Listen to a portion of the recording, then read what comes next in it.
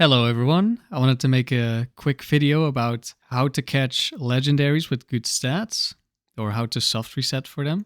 This is easiest for like Pokemon on which you want a certain speed stat, and you don't care too much about defenses, maybe just like attack, special attack. But I'll also explain how to hunt for good defenses. So ideally for this you would have a Master Ball. But if you don't have one, you can still use a similar method. It's just a little slower and more complicated. So what I do in this video, on the background footage, I'm preparing to hunt for a Moltres. And I want my Moltres to have a plus speed nature and at least 27 speed IVs. Because that allows me to outspeed base 100 Pokemon, which is what I want. So I train up a Pokemon so it has one less speed, and in Generation 3 and also the first two, you have to keep in mind that there's a badge boost. And in Gen 3 it's a 10% boost, so your speed needs to be 10% lower than the speed stat you actually need. So keep that in mind because it's very easy to forget. How do you figure out what the speed stat of your target is? What I do, I go to like a damage calculator because I'm used to using the damage calculator for the Frontier anyway. And it's going to help with some other things as well later on. So I go to a damage calculator, you type in the Pokemon, in this case Moltres, with a blank set. And I just looked at which speed stat do I want to hit, like the minimum stat. And I want to outspeed base 100s, which in the Battle Tower they don't have plus speed natures. And you select the level you want to outspeed at. I wanted to outspeed at 50. And then I lower my IVs in the calculator until I hit one above the one I want. In this case, because we have a plus speed nature, it's actually plus or 2 higher, because at 26 IVs and max speed investment, we speed tie base 100, and at 27 we're 2 points faster because of the rounding from the plus speed nature. So I decided I wanted 27. So then I remove all the IVs, or the EVs, sorry. And then I look at which speed stat do I need, and I find out that 26 and 27 IVs are tied for the same speed stat at level 50. So I won't know which one it is. So maybe I want to go higher, but then I looked at higher level 100 or something. And I found that at level 100, I do outspeed base 100. So worst case scenario, if I get a 26 IV one, I just go to open level for the Frontier. So it's not too big of a deal. So I'm fine with potentially getting 26 IVs. But if you really want to use it at level 50, you would want to hunt for like at least 28 speed IVs. Because then you always know you have the correct one. And you don't have to save, because like I end up catching one with 27. But I don't know which one it is, so I saved the game and I used rare candies to level up until I get to a point where it's guaranteed 27 or 26. And but yeah, that did require me to save the game. So it could have been 26 and then I wouldn't have been able to reset because I didn't have a backup save I could reload. I mean, I did, but it's way earlier. So yeah, that's something you need to keep in mind. And then you also have to decide which special attack stat or whatever. For me, it was, I mostly cared speed, and I wanted a special attack of, I think, 21 IVs or higher, because it got me some damage roll that I really wanted. And I ended up with 22 special attack on the first Moltres I caught. And it wasn't the ideal Moltres, but I was only 23 resets in, and I did the same method with Articuno, and it took me hours to find one that was good enough. So I just took it. I was happy with it. And I still have another Moltres on my Fire Red that I can reset for if I really need a better one. But yeah, that's if you just want like speed. You just make a Pokemon that's one slower. You start the battle. Oh, and here for in the video right now, I'm EV training this Golbat because I leveled it up. And right now it's 2 slower than what I want. But if I level it up again, it might gain +2 and that would be a speed tie, which I don't really want. So I give it a couple of EVs, you put it in the box, the EVs will be applied without needing to level up, and then you're fast enough. I actually tried to just open the box without depositing, but that didn't work. Actually, I think you have to move it. I think you don't have to deposit it, because I have had the EVs change without putting them in the box, I'm pretty sure. on my Articuno when I was EV training. But yeah, that's how if you're like one below and you level up and get too much speed, you can't get another level up. You just give a couple of EVs and then you're fine. So that's how I hunted the Moltres, and you attack if it moves first. And of course, like I did this with Zapdos, it had Detect. I think the Moltres also has something. Does it have Endure or something? I don't remember. I feel like it has a priority move. So keep in mind priority moves, they will always go first sometimes. Then you'll have to attack again. And I don't know if all of them have agility, but some of them do. So pay attention on the first time you attack, because otherwise if they have agility, they will start outspeeding while their stat is lower. So that's if you just care about the speed stat mostly, which is the easiest thing. And you would want the Master Ball because like if they outspeed, you just throw the ball and then it's very easy. And if you have to like Ultra Ball it, then it might take, I don't know, 15 minutes to catch one. And then it turns out the other stats are garbage and you want to reset it anyway. So what else? How else can we check for stats? So we're going to use the damage calculator again, and we can check for how much damage does the Moltres or whatever Pokemon you have deal to me with the moves it has right now. Like this Moltres has Flamethrower, so I could check, is it a good special attacking stat by checking how much damage it deals to me. And you could just write down, like you could put in your Pokemon. And for the Articuno I hunted, I had like a Pidgeot, I think. And maximum roll would kill me from like, what was it? Timid, because it was a plus speed I was hunting. If it would outspeed me and it would kill me or get very close to killing me, then it had a very high IV on a neutral nature. So that way I could check, like if I didn't want to use my Master Ball, I would be able to tell, okay, it's dealing like 90% damage. This potentially has good enough special attack. And then you could try to catch it with Ultra Balls. The same thing with the damage we deal to it. If we put our Pokemon in the calculator, and it's better if you have a Pokemon that deals a decent amount of damage, but obviously you don't want to kill it with a crit, so either use False Swipe or a move that just deals as close to 50% as possible. So you just have like a bigger range in terms of damage.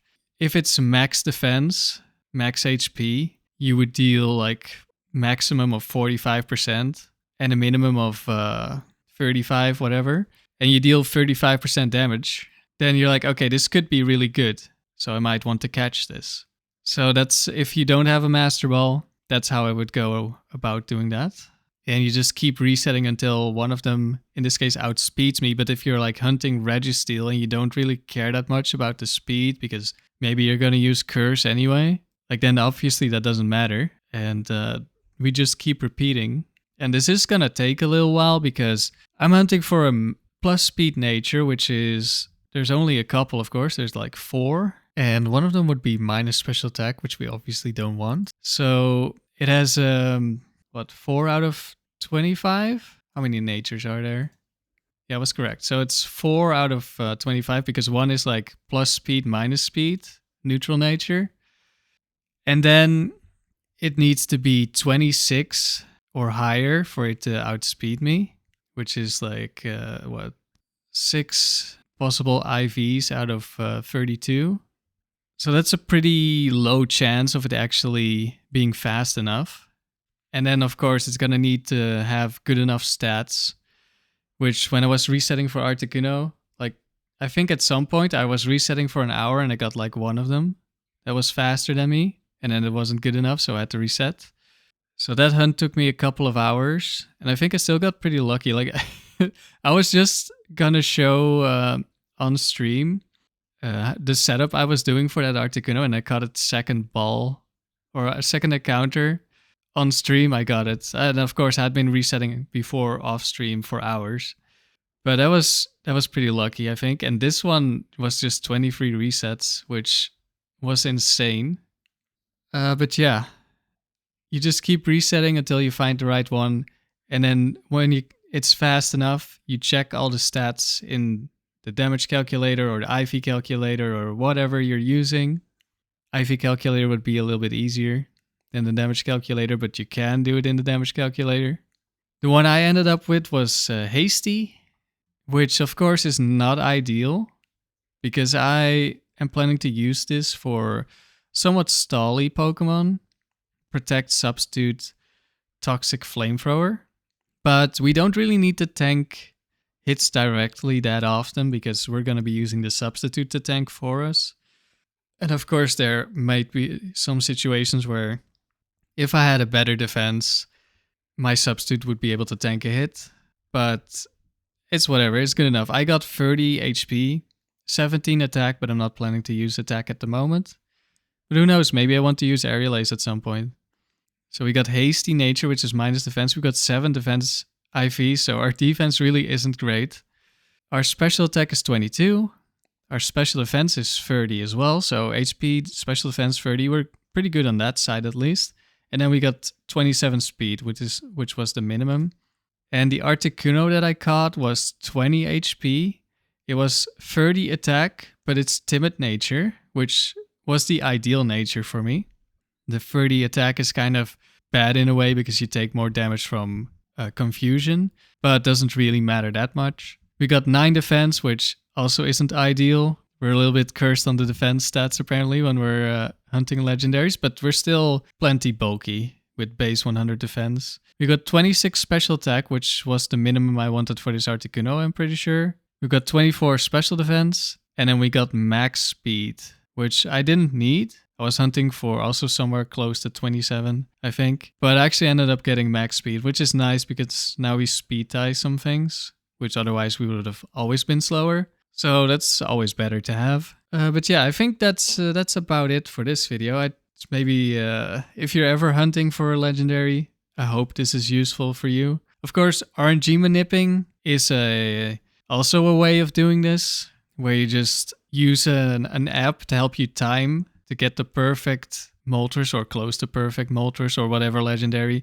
That is something I've also done for one Articuno and one Zapdos for a serious doubles team that I'm planning to use, and they needed to have hidden powers and soft resetting for perfect hidden powers, because your hidden power depends on your IVs, and the power, like, not only does it decide the type, but it also decides the power, and it can be as low as 30, I think, and as high as 70. And of course, I need it to be 70 to get the best damage rolls. But I also need my stats to be really good.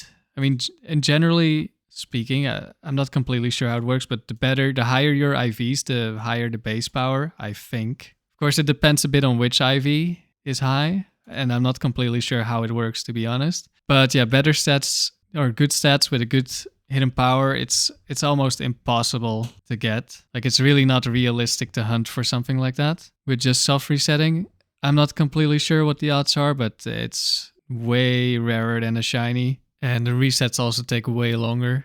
But yeah, that's another way.